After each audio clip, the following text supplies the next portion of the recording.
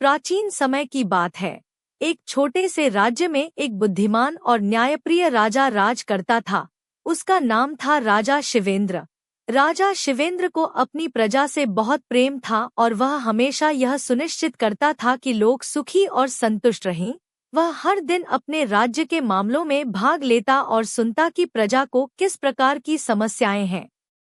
एक दिन राज्य में एक अजीब सी समस्या आई। राज्य के सीमांत इलाके में एक गांव था जहां के लोग लगातार शिकायत कर रहे थे कि उनका राजा के पास न्याय नहीं पहुंच रहा। वे कहते थे कि उनका राजा चुप रहता है और उनकी समस्याओं का समाधान नहीं करता। इस बात को लेकर पूरे राज्य में चिंता फैल गई।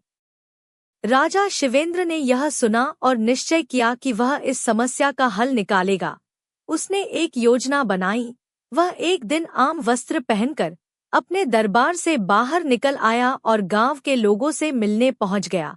लोग उसे पहचान नहीं पाए और उन्होंने उसे आम व्यक्ति मान लिया। राजा ने गांव के मुखिया से पूछा, तुम लोग क्यों दुखी हो? क्या समस्या है? मुखिया बोला, हमारे गांव में कुछ लोग हमारी जमीनों पर कब्जा करना चाहते हैं। हम अपने अधिकारों की रक्षा के लिए न्याय की उम्मीद कर रहे हैं, लेकिन कोई मदद नहीं मिल रही। राजा ने सोचा, यह समस्या तो गंभीर है, लेकिन यह केवल एक गांव की नहीं है, यह राज्य भर की समस्या हो सकती है। उसने तुरंत गांव में एक सभा बुलाई और सभी लोगों से उनके मुद्दों पर बातचीत की। सभा के दौरान राजा ने देखा कि लोग अधिकतर झगड़े, बंटवारे और अपनी छोटी छोटी समस्याओं को लेकर शिकायत कर रहे थे। राजा ने एक गहरी सांस ली और कहा, हमारे राज्य में शांति और समृद्धि तभी आएगी जब हम अपने झगड़ों को समझदारी से सुलझाएंगे और एक दूसरे के अधिकारों का सम्मान करेंगे।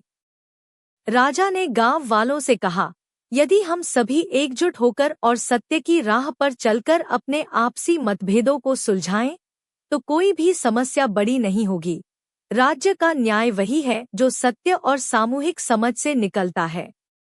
राजा शिवेंद्र ने गांव वालों को समझाया कि आपस में सामंजस्य और सहमति से ही हर विवाद का हल निकल सकता है। इसके बाद उसने गांव के बीच एक पंचायत बनाई, जिसमें सभी गांव वाले मिलकर अपने समस्याओं का समाधान करते थे।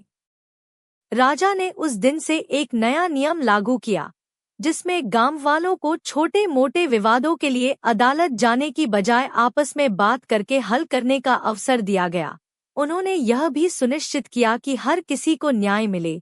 धीरे धीरे उस गांव में शांति और समृद्धि लौट आई और लोग राजा की बुद्धिमानी की सराहना करने लगे।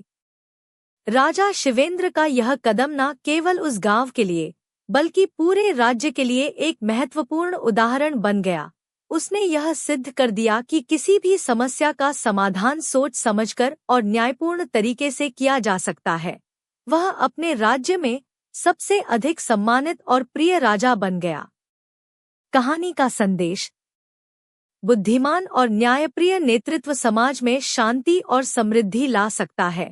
हर समस्या का समाधान सहमति, समझदारी और न्याय से निकाला जा सकता है। आशा करती हूँ आपको कहानी पसंद आई होगी। कहानी पसंद आई हो तो वीडियो को लाइक करें, शेयर करें और चैनल को सब्सक्राइब करें।